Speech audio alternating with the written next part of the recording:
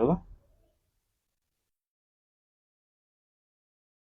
ಸಮಸ್ತ ಎಲ್ಲ ನನ್ನ ಕನ್ನಡ ಬಂಧುಗಳಿಗೆ ಕನ್ನಡಿಗರ ಸ್ವಾಭಿಮಾನದ ಪಕ್ಷ ಕನ್ನಡ ದೇಶದ ಪಕ್ಷದ ವತಿಯಿಂದ ಶರಣಾರ್ಥಿಗಳು.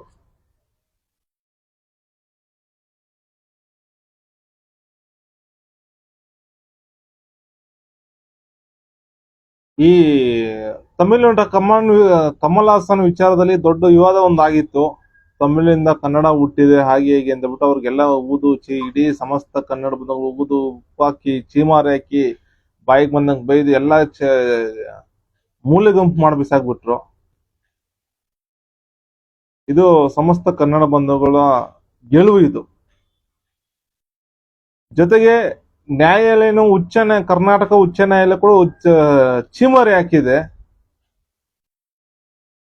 ಅದು ನ್ಯಾಯಾಂಗದ ಮೇಲೆ ಇನ್ನಷ್ಟು ವಿಶ್ವಾಸ ಜಾಸ್ತಿ ಆಗಿದೆ. ಇದ್ರ ಜೊತೆಗೆ ಇದ್ರ ಮಧ್ಯೆ ಒಬ್ಬ ಸಾಹಿತಿ ಭೈರಪ್ಪನವರು ಹಾಗೂ ಮೈಸೂರು ಸಂಸದರಾದಂತಹ ಯದುವೀರ್ ಕೃಷ್ಣರಾಜ ದತ್ತ ಒಡೆಯರ್ ಇವರೇನು ಮೈಸೂರು ಸಂಸದರು ಏನಾಗಿದ್ದಾರಲ್ಲ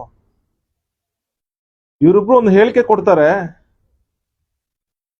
ಸಂಸ್ಕೃತದಿಂದ ಕನ್ನಡ ಹುಟ್ಟಿದೆ ಅಂತ ಒಂದು ಹೇಳಿಕೆ ಕೊಡ್ತಾರೆ.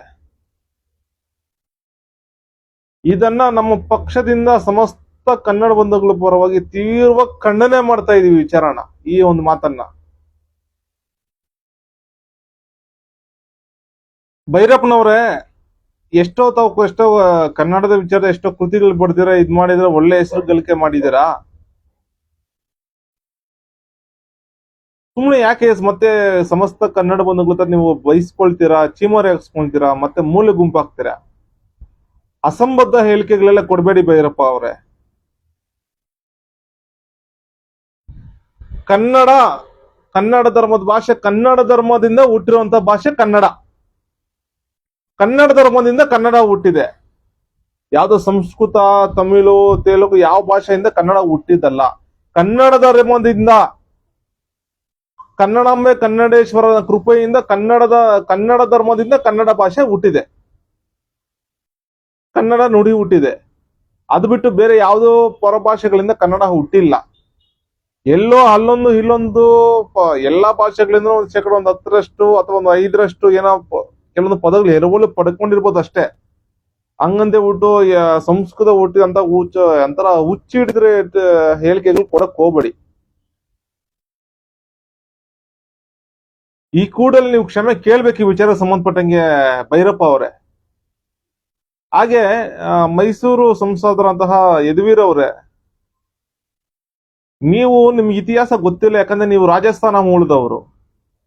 ಅವ್ರು ಮೊದಲನೇದಾಗಿ ಏನು ಮೈಸೂರು ಅರಸು ಮನೆತನ ಏನಿದೆಲ್ಲ, ಅರಸರು ಅವ್ರು ಏನಿದಾರಲ್ಲ, ಮೊದಲನೇದಾಗಿ ಪರಭಾಷಿಕರನ್ನ ದತ್ತು ತಗೊಂಡಿದ್ದೆ ಮೊದಲನೇ ತಪ್ಪು ಅಂತ ನಾವು ಭಾವಿಸ್ತಾ ಇದ್ದೀವಿ.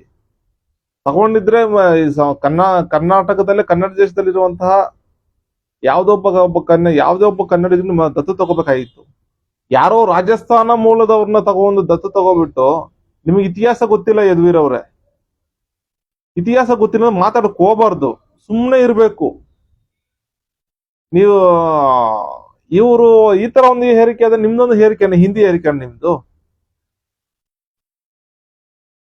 ಇತಿಹಾಸ ತಿಳ್ಕೊಂಡು ಮಾತಾಡಿ ರಾಜಸ್ಥಾನ್ ಮೂಲದ ಒಡೆಯರ್ ಅವ್ರೆ.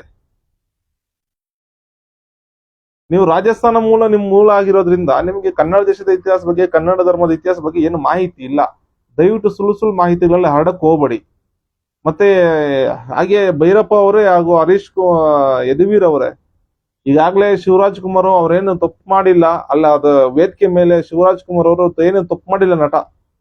ಕನ್ನಡ ನಟರಾದಂತಹ ಶಿವರಾಜ್ ಕುಮಾರ್ ಅವರು ಯಾವ್ದೇ ತಪ್ಪು ಮಾಡಿಲ್ಲ ಅಂದ್ರೆ ವೇದಿಕೆ ಮೇಲೆ ಇದ್ರು. ಅವ್ರು ಕಮಲ್ ಹಾಸನ್ ಹೇಳಿದಕ್ಕೆಲ್ಲ ತಲೆ ಅಲಾಡಿಸೋ ಒಂದು ಇದಕ್ಕೋಸ್ಕರ ಸಮಸ್ತ ಕನ್ನಡ ಬಂಧುಗಳು ಅವ್ರಿಗೆ ಈಗಾಗಲೇ ತುಂಬಾ ಚೀಮಾರಿ ಹಾಕಿದ್ದಾರೆ. ನೀವು ಅದೇ ರೀತಿ ಚೀಮಾರಿ ಹಾಕ್ಸ್ಲಿಕ್ಕೆ ಹೋಗ್ಬೇಡಿ.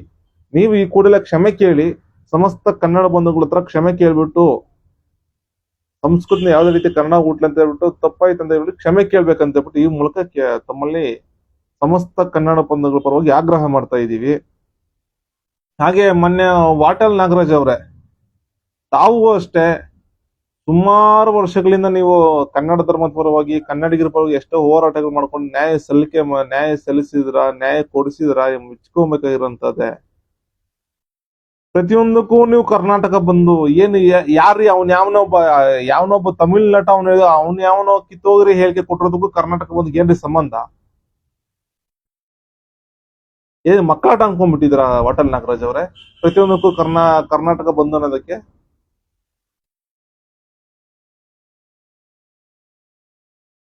ತುಂಬಾ ಕನ್ನಡಿಗರಿಗೆ ಸಮಸ್ಯೆ ಆದಾಗ, ಕನ್ನಡ ದೇಶದಲ್ಲಿ ಏನಾದ್ರು ಅನಾಹುತಗಳಾದಾಗ, ಅವಾಂತರಗಳಾದಾಗ ಇನ್ನೇನ್ ಗತಿ ಇದೇ ಇಲ್ಲ ಅನ್ನೋ ಸಂದರ್ಭದಲ್ಲಿ ಬಂದು ಆಚರಣೆ ಮಾಡೋದು ಏನೋ ಒಂಥರ ಒಪ್ಪಿಗೆ ಇದಿರ್ಬೋದು. ಯಾವನೋ ಒಂದು ಅಯೋಗ್ಯ ಹೇಳಿಕೆ ಕೊಟ್ಟಿ ಒಬ್ಬ ತಮಿಳ್ ನಟ ಒಂದು ಅಯೋಗ್ಯತನ ಹೇಳಿಕೆ ಕೊಟ್ರೆ ಅದಕ್ಕೆಲ್ಲ ಬಂದು ಅಂತ ಬಿಟ್ಟು ಏನ್ರಿ ಅದು? ಜನರು ಚೀಮಾರ್ ಯಾಕಲ್ವಾ ವಾಟಲ್ ನಾಗರಾಜ್ ಅವರೇ?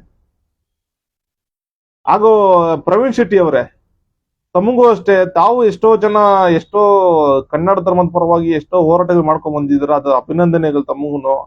ಆದ್ರೆ ಬೆಂಗಳೂರು ಬಂದು ಅಂತ ಹೇಳ್ತಿರಲ್ಲ ನೀವು, ಯಾವ ಚಿತ್ರಮಂದಿರದವರು ಚಿತ್ರ ಬಿಡುಗಡೆ ಮಾಡ್ತಾ ಅವ್ರನ್ನ ಕೇಳಿ, ಅವ್ರನ್ನ ಮುಚ್ಚಿಸಿ, ಅವ್ರ ಬೆಂಕಿ ಹೆಚ್ಚಿ ಚಿತ್ರಮಂದಿರಕ್ಕೆ ಬೇಡ ಅನ್ನಲ್ಲ.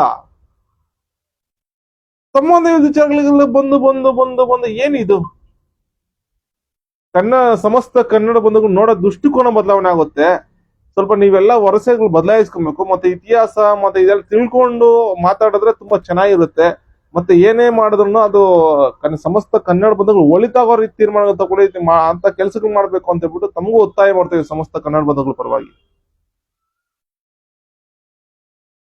ಜೈ ಕನ್ನಡಾಂಬೆ, ಜೈ ಕನ್ನಡ ಧರ್ಮ, ಜೈ ಕನ್ನಡ ದೇಶ. ಶರಣು ಶರಣಾರ್ಥಿಗಳು.